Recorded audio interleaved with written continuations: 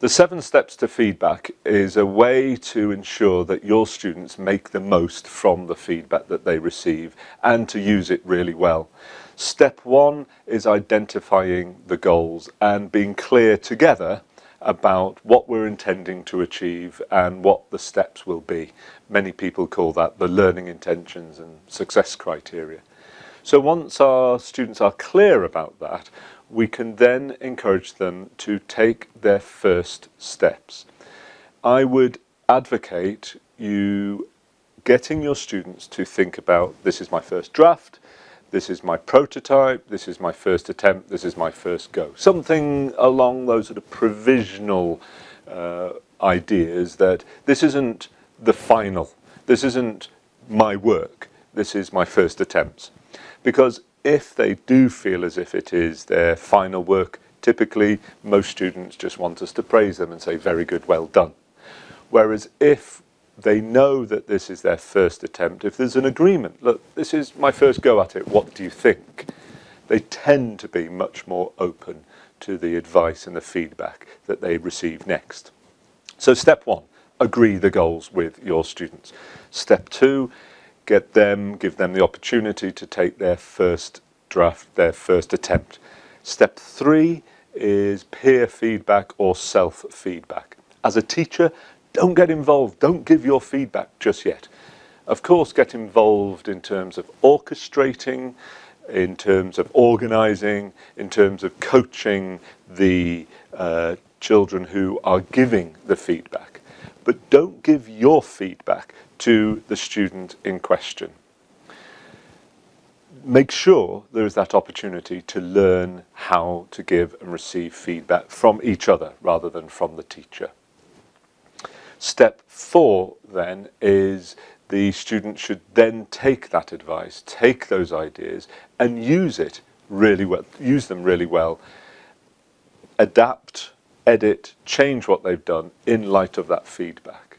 And incidentally, that feedback at stage 3, the peer feedback, really needs to be very, very directly linked to the criteria, the success criteria, the learning intentions that were agreed at the beginning. Only once your students have edited or had another go or added to or changed their performance, only once they've done that as a result of the peer feedback that they received, should we then get involved and give our advice. And notice I'm saying advice. I know there's many people use 2 stars and a wish, or a convention that says here's some good things and here's some things to work on. To be honest, they have mixed results. So if I were you, think about it purely and simply as advice. This is my advice to you. This is how to improve it. This is how to make it better. This is how to make it more efficient, more effective, more ethical, more collaborative, whatever the aim is.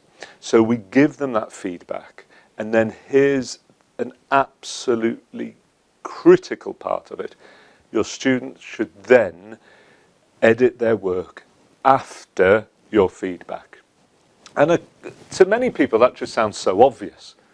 And yet think about how many times students in schools and preschools and colleges, gymnasiums, just think how many times students receive feedback on finished work after they've completed it. Okay, so we say, next time do this, next time try that, but if we really want our students to use that feedback brilliantly to help them learn more, then we really need to give that feedback before they finish. And that's step 5. We give our feedback, and then step 6 is that our students then complete the exercise, complete the essay, the story, the piece of drama, the physical action, whatever it is that the context is, they then finish it after our feedback. Step 7 is an optional one, and I put it in because I know a lot of us have to grade work. I'm not saying we should grade. What I'm saying is if you are obliged to grade, then stage 7 is when we should do it. And grading should be separate from feedback. Don't even call it feedback. It's the rubber stamp, it's the final bit afterwards. So grade after they've completed their work, after they have tweaked and changed and edited their work as a result of our feedback earlier. Don't put grades with feedback. The moment we put grades with feedback, we undo the effectiveness of the feedback. In an ideal world, if you are needing to grade, then the long-term process, of course, is to teach students how to grade their own work. But that's something that we can look at later. So those are the 7 steps to feedback. There's a lot more about it, much more depth in our book, Challenging Learning Through Feedback. And of course, in our seminars, our keynotes, our workshops, we go into it in great depth.